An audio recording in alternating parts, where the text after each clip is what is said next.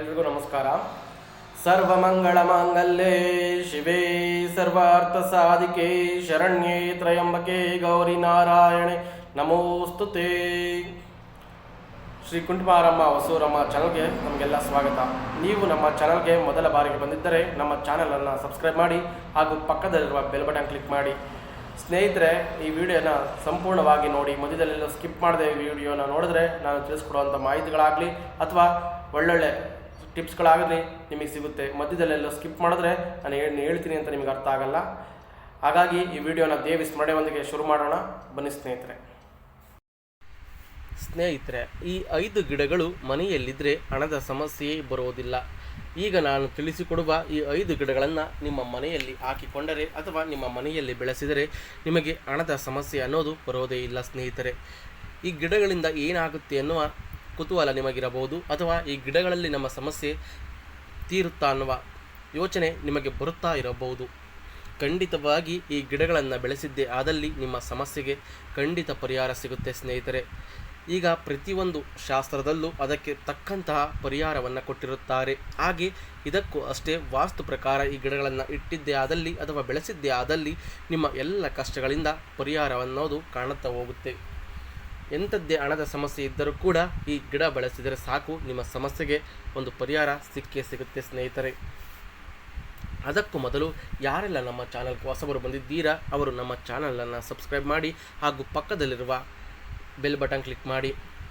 ಸ್ನೇಹಿತರೆ, ಈ ಗಿಡಗಳು ಯಾವುವು, ಈ ಗಿಡಗಳಿಂದ ಆಗುವ ಅನುಕೂಲ ಏನು ಎನ್ನುವುದನ್ನು ಸಂಪೂರ್ಣವಾಗಿ ತಿಳಿಸುತ್ತಾ ಹೋಗುತ್ತೀನಿ. ಬನ್ನಿ ಸ್ನೇಹಿತರೆ, ಈ 5 ಗಿಡಗಳು ಮನೆಯಲ್ಲಿತ್ತು ಅಂದರೆ ಹಣದ ಸಮಸ್ಯೆ ಬರುವುದಿಲ್ಲ, ಹಾಗೂ ಜೊತೆಗೆ ಶಿವನ ಕೃಪೆಯು ನಿಮ್ಮ ಮೇಲಿರುತ್ತೆ. ವಾಸ್ತು ಪ್ರಕಾರ ಕೆಲವು ಗಿಡಗಳನ್ನು ಮನೆಯಲ್ಲಿಟ್ಟರೆ ಸಂತೋಷ ಮತ್ತು ಸಮೃದ್ಧಿಯನ್ನು ತರುತ್ತವೆ. ಆದರೆ ಜ್ಯೋತಿಷ್ಯ ಶಾಸ್ತ್ರದ ಪ್ರಕಾರ ತುಳಸಿಯ ಜೊತೆಗೆ ಕೆಲವು ಸಸ್ಯಗಳನ್ನು ನೆಡುವುದರಿಂದ ಶಿವನ ವಿಶೇಷ ಕೃಪೆಗೆ ಪಾತ್ರರಾಗುವುದರ ಜೊತೆಗೆ ಜೀವನದಲ್ಲಿ ಪ್ರಗತಿ, ಸಂತೋಷ, ಸಮೃದ್ಧಿ ಮತ್ತು ಅದೃಷ್ಟವನ್ನು ಪಡೆಯಬಹುದು.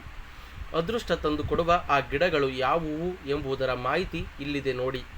ವಾಸ್ತು ಪ್ರಕಾರ ಮನೆಯಲ್ಲಿ ಕೆಲವು ಗಿಡಗಳನ್ನು ನೆಡುವುದರಿಂದ ಹಲವಾರು ಪ್ರಯೋಜನಗಳಿವೆ. ಅದರಲ್ಲೂ ಮನೆಯಲ್ಲಿ ಶುದ್ಧ ಮತ್ತು ನಕಾರಾತ್ಮಕ ವಾತಾವರಣವನ್ನು ಸೃಷ್ಟಿಸುತ್ತಾ ಹೋಗುತ್ತವೆ.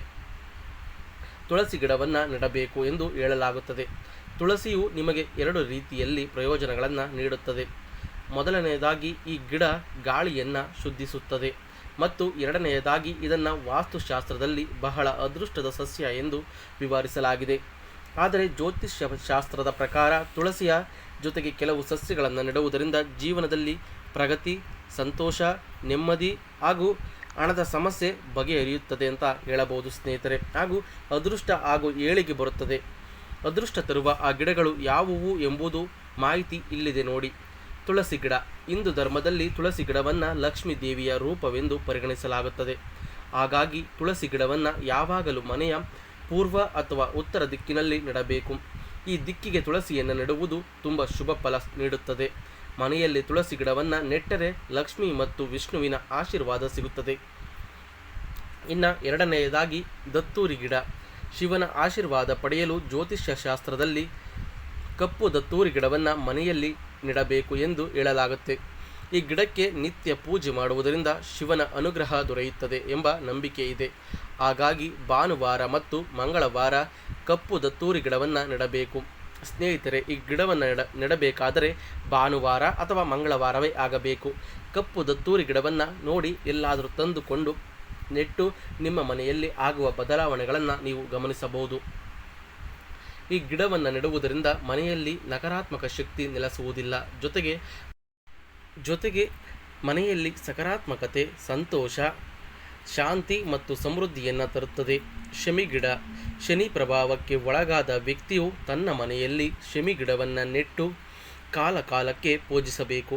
ಸ್ನೇಹಿತರೆ, ಯಾರಿಗೆಲ್ಲ ಶನಿ ಪ್ರಭಾವ ಇರುತ್ತದೆ ಹಾಗೂ ಶನಿದೇವನ ಕೆಟ್ಟ ದೃಷ್ಟಿ ಇರುತ್ತದೆ ಅಂಥವರು ಈ ಶಮಿ ಗಿಡವನ್ನು ತಂದು ಮನೆಯಲ್ಲಿ ಇಟ್ಟು ಪೂಜೆ ಮಾಡುತ್ತಾ ಬಂದರೆ ಶನಿದೇವನ ದೃಷ್ಟಿಯಿಂದ ಕಡಿಮೆಯಾಗುತ್ತಾ ಬರುತ್ತದೆ, ಹಾಗೂ ಶನಿದೇವನ ಕೋಪಕ್ಕೆ ನೀವು ಗುರಿಯಾಗುವುದು ತೀವ್ರವಾಗಿ ಕಡಿಮೆಯಾಗುತ್ತದೆ. ಶಮಿ ಗಿಡವನ್ನು ಮನೆಯಲ್ಲಿ ನೆಡುವುದರಿಂದ ಕುಟುಂಬ ಸದಸ್ಯರಿಗೆ ತುಂಬ ಮಂಗಳಕರವೆಂದು ಪರಿಗಣಿಸಲಾಗಿದೆ. ಶಮಿ ಗಿಡವನ್ನು ಪೂಜಿಸುವುದರಿಂದ ಶನಿದೇವನ ಆಶೀರ್ವಾದ ದೊರೆಯುತ್ತದೆ ಎಂದು ಹೇಳಲಾಗುತ್ತದೆ.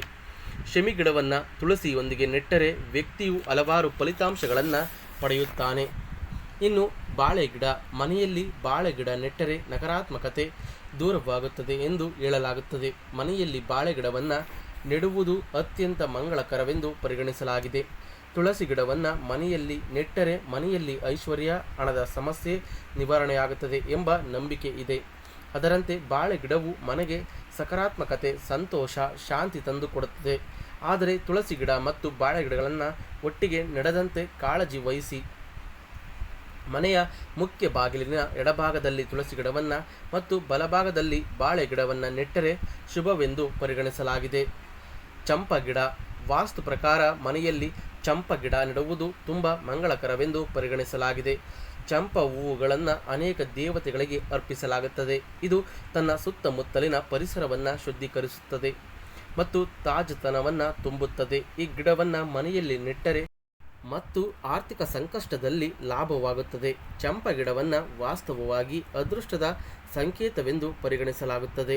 ಈ ಸಸ್ಯವನ್ನು ವಾಯುವ್ಯ ದಿಕ್ಕಿನಲ್ಲಿ ನೆಡುವುದು ಬಹಳ ಉತ್ತಮವಾದ ಫಲಿತಾಂಶವನ್ನು ಕೊಡುತ್ತದೆ. ಸ್ನೇಹಿತರೆ, ಈ ಗಿಡ ಅಂತಿಂತ ಸಾಮಾನ್ಯ ಗಿಡವಲ್ಲ. ಈ ಚಂಪ ಗಿಡ ಎಂದರೆ ನಿಮಗೆ ತಿಳಿಯದೇ ಇರಬಹುದು. ಹಳ್ಳಿ ಕಡೆ ಇದನ್ನು ಕಣಗಿಲೆ ಗಿಡ ಎಂದು ಕರೆಯುತ್ತಾರೆ, ಅಂದರೆ ಮಾರಿ ಕಣಗಿಲೆ. ಕೆಲವು ನೀವು ಉತ್ಸವಗಳಲ್ಲಿ ನೋಡಬಹುದು.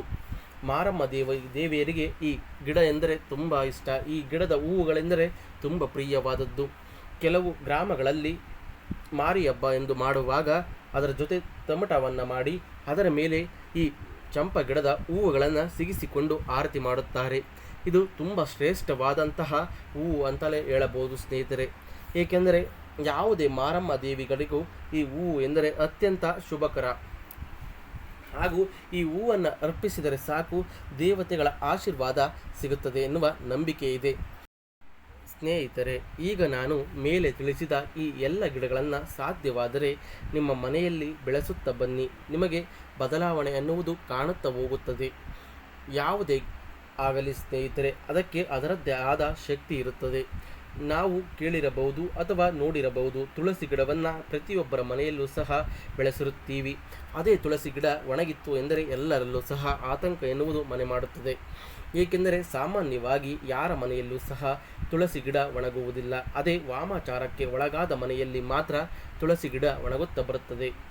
ಆ ತುಳಸಿ ಗಿಡ ಒಣಗಿದರೆ ಮನೆಗೆ ಆಪತ್ತು ಅಥವಾ ಮನೆಯ ಯಜಮಾನನಿಗೆ ಆಪತ್ತು ಎನ್ನುವ ನಂಬಿಕೆಗಳು ಇದೆ. ಆ ರೀತಿ ನಮಗೆ ಪ್ರತಿಯೊಂದು ಗಿಡಕ್ಕೂ ಅದರದ್ದೇ ಆದ ಶಕ್ತಿ ಇದೆ ಸ್ನೇಹಿತರೆ. ನಾನು ಮೇಲೆ ತಿಳಿಸಿದಂತೆ ಈ ಗಿಡಗಳನ್ನು ಬೆಳೆಸಿದರೆ ಖಂಡಿತ ನಿಮಗೆ ಎಲ್ಲ ದೋಷಗಳಿಂದಲೂ ಮುಕ್ತಿ ಸಿಗುತ್ತದೆ. ಹಾಗೂ ಶನಿ ಪ್ರಭಾವಕ್ಕೆ ಒಳಗಾದರೂ ಸಹ ಶಮಿ ಗಿಡ ಬೆಳೆಸುವುದರಿಂದ ಶನಿ ಮಹಾತ್ಮನ ಕರುಣೆ ಹಾಗೂ ಅವರ ಆಶೀರ್ವಾದ ನಿಮ್ಮ ಮೇಲೆ ಸದಾ ಇರುತ್ತದೆ ಅಂತ ಹೇಳುತ್ತೀನಿ ಸ್ನೇಹಿತರೆ. ಈ ಮಾಹಿತಿ ಇಷ್ಟವಾದರೆ ನಮ್ಮ ಚಾನಲನ್ನು ಸಬ್ಸ್ಕ್ರೈಬ್ ಮಾಡಿ ಹಾಗೂ ಪಕ್ಕದಲ್ಲಿರುವ ಬೆಲ್ ಬಟನ್ ಕ್ಲಿಕ್ ಮಾಡಿ. ಇನ್ನೂ ಹೆಚ್ಚಿನ ಮಾಹಿತಿಗಳಿಗೆ ನಮ್ಮ ಚಾನಲನ್ನು ಬೆಂಬಲಿಸಿ. ಈ ವಿಡಿಯೋವನ್ನು ಪ್ರತಿಯೊಬ್ಬರಿಗೂ ಶೇರ್ ಮಾಡಿ. ಹಾಗೆ ಈ ವಿಡಿಯೋ ಇಷ್ಟವಾದರೆ ಒಂದು ಲೈಕ್ ಮಾಡಿ ಸ್ನೇಹಿತರೆ. ಧನ್ಯವಾದಗಳು.